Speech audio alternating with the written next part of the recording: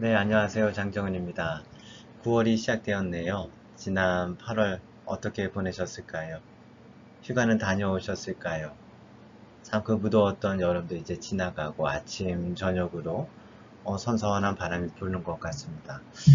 오늘 이 시간에는 공감, 제가 늘 공감을 많이 강조하다 보니까 공감을 어떻게 사용해야 할까요? 어떻게 상담적으로 사용할 수 있을까요? 이렇게 질문하시는 분들이 참 많습니다. 또 이제 제가 중요하게 생각하는 말이 담아주기입니다. 저는 뭐 그렇게 생각합니다. 상담자가, 내담자가 그 이야기 속에서 대화를 통해서 드러내고 표현하는 어떤 무엇인가를 잘 담아낼 수 있을 때 심리치료는 아주 중요한 결과를 나타낼 수 있다라고 저는 믿고 있습니다. 결국 담아준다는 것 참으로 중요한 일입니다. 그런데 심리상담 이론도 그렇고요. 또 많은 상담사들이 이제 어떤 심리상담 이론을 통해서 공부하신 이 분들이 이제 스스로도 불안하고 스스로도 이렇게 조급하다 보니까 담아주는 것을 잘 하지 못하게 될 때가 많이 있습니다. 제가 오늘 이 사례 갖고 왔는데요. 이 사례를 통해서 이 사례는 아마 이 정신역동적 정신치료라고 하는 책에서 나와 있는 사례인 것 같습니다. 이 사례를 제가 설명드리면서 어떻게 공감을 통해서 담아줄 수 있을까라는 그런 어떤 이 상담적 개입에 대해서 설명드리도록 하겠습니다. 미스 E는 30대 여성으로 우울증과 대인관계의 어려움을 호소하며 치료를 받으러 왔다. 네, 우울증이 있습니다. 또 대인관계 어려움을 호소하고 있습니다. 제가 늘 말씀드리지만 우울증이 있다. 그러니까 우울증을 좀 낫게 해줘야겠다. 우울증을 좀 좋게 해줘야겠다. 여러분이 그렇게 목표를 증상에 둔다면 뭐 이건 제가 길게 설명드릴 수도 있지만 아무튼 그렇게 효과적인 어떤 목표 달성을 하기가 어렵게 될 겁니다. 그건 이제 대화 상담이에요. 물론 이제 어떤 상황에서는 우울증 치료에 주력할 수 있겠죠. 집중해서 접근할 수 있겠지만 대화 상담에서 우울증에 초점을 맞추기보다는 오히려 대인관계의 어려움, 이 부분이 저는 더 중요하게 생각해 볼 수 있는 지점이다 라고 생각합니다. 대인관계의 어려움을 호소하며 치료를 받으러 왔다. 뭐 일종의 이 상담관계도 하나의 대인관계 아니겠습니까? 거기에서 대인관계의 어려움이 고스란히 나타날 거예요. 그리고 그것을 사실은 담아주는 거예요. 결론적으로 말씀드리자면 뒷부분에 충분히 설명드리도록 하겠습니다. 그녀는 혼자 살면서 사회적으로 소수의 만남을 갖고 있지만 가까운 친구는 없다. 참 외롭겠네요. 친구가 없어요. 주변에 사람들이 많지 않아요. 왜 그럴까요? 뭐 그 이유는 간단합니다. 아까 대인관계 어려움이라고 이야기했지만 아무도 나를 알아주지 않는 것 같고 세상이 나에게 등을 지고 있는 것 같고 나를 뭐 무시하는 것 같고 나를 이렇게 알아주지 않고 이해해주지 않는 이러한 분위기 속에서 자기가 살고 있다고 사람들이 날 무시하고 있다고 생각한다면 뭐 쉽게 사람들에게 가까이 갈 수가 없겠죠. 그렇겠죠. 이게 세상이 등지고 있다. 사람들이 나를 향해 등지고 있고 무시하고 있고 부정적으로 생각하고 있다. 이렇게 생각하게 되면 이렇게 소수의 만남을 갖거나 아주 가까운 친구를 제외하고는 친구가 없을 수도 있어요. 근데 이분은 가까운 친구는 없다라고도 이야기하네요. 참 어려움을 겪을 수밖에 없네요. 우울증이 당연히 있을 수밖에 없겠죠. 가수로 데뷔하려고 준비하면서 여러 직장에서 비서로 일해왔다. 그녀는 모든 직장에서 해고당하거나 사직을 했다. 잦은 이직은 사실 내담자에게 아주 좋지 않은 사인이기도 합니다. 왜냐하면 이제 회사에 가서 사수나 상사, 동료들이 나를 무시하고 있거나 나에 대해서 여러 가지 부정적인 이야기들 웅성웅성 하고 있다고 생각한다면 그들에게 좋은 반응이 갈 수도 없고요. 이렇게 가시가 돋친 말들을 하게 될 거예요. 그 사람들한테. 그러니 관계가 흐트러지고 어그러지고 또 쉽게 그 회사에 가고 싶은 마음이 또 들지 않을 거예요. 여러 가지 악순환이 들 수밖에 없습니다. 상담에 와서 무슨 이야기를 하나 한번 봅시다.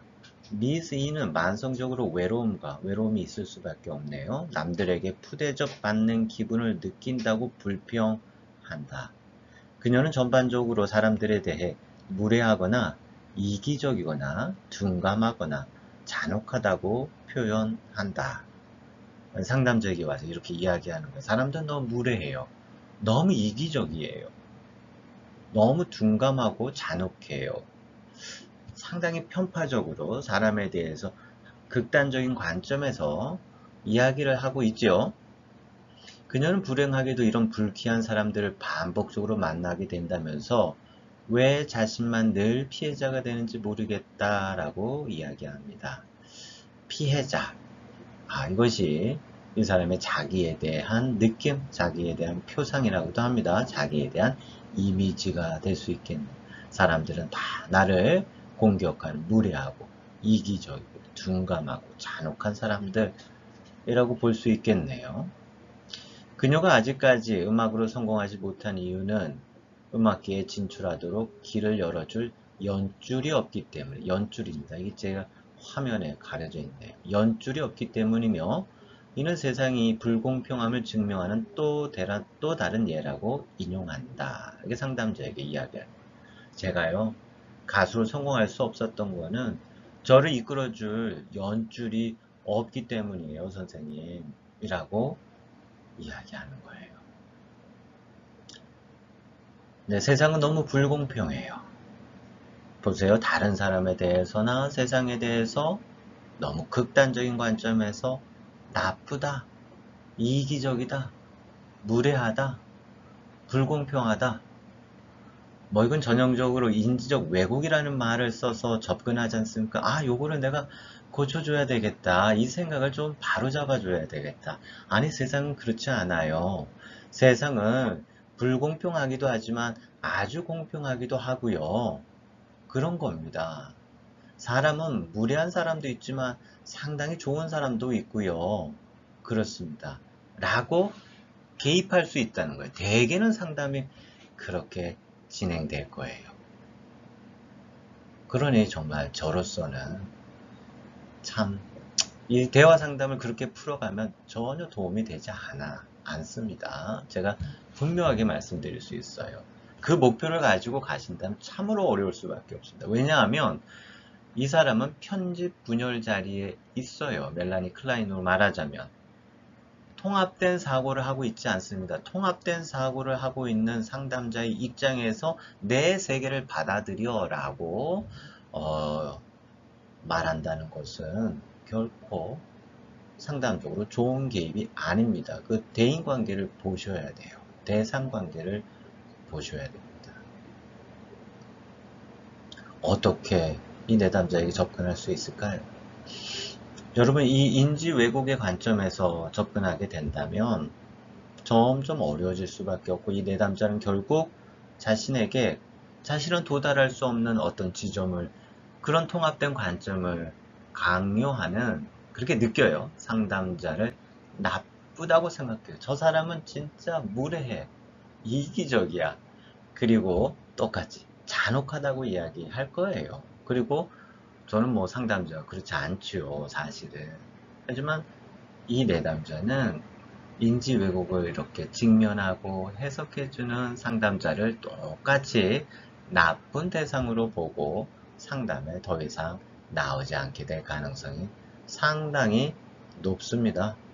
당신이 생각하는 거에는, 당신이 바라보는 세상과 인간의 이 관점은 증거가 없습니다. 뭐 심지어 이렇게까지 이야기하는 사람도 있습니다. 상담자도. 그러면 이 내담자 상담에 나오지 않거나 뭐 혹 받아들이더라도 일방적으로 받아들이는 것이 될 겁니다. 제가 이것을 그렇게 좋아하지 않는 이유는 뭐냐면요, 이 여성, 이 내담자의 그 마음 깊이에 있는 영속적인, 영구적인 대상 상실에 대한 이 불안, 좋은 것을 잃게 될지도 모른다는, 그것을 어떻게든 보호해야 될 것 같은 그런 상실에 대한 깊은 불안, 그리고 분리에 대한 이 불안, 이런 불안들은 나중에 또 추후에 말씀을 드리도록 하겠습니다. 그 불안에 대해서 상담자는 결코 담아주지 않기 때문입니다. 그것을 결코 담아줄 수가 없어요. 제가 첫 부분에도 이야기 드렸듯이 상담이라고 하는 것은, 특히 대화 상담이라고 하는 것은 이 내담자의 이야기 속에 있는 그 불안을 담아내는 거예요.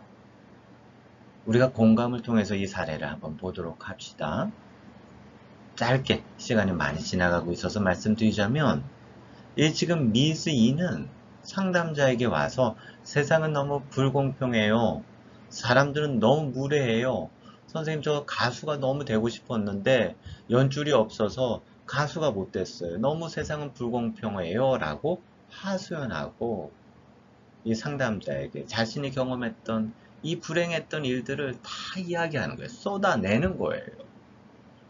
왜냐하면 이걸 공감이 없으면 이거 발견을 못합니다. 상담자는 이미 내담자에게 너무 중요한 사람이 되었어요. 이 미스 E라는 여성은 상담자를 마치 자신의 엄마처럼, 자신의 아빠처럼 일상에서 경험했던 불행한 일들을 쏟아내는 거예요. 하소연하고 이렇게 이야기하는 겁니다. 이거에 대해서 당신은 지금 나를 엄마처럼 생각하고 이렇게 이야기하고 있습니다. 해석할 수가 없어요.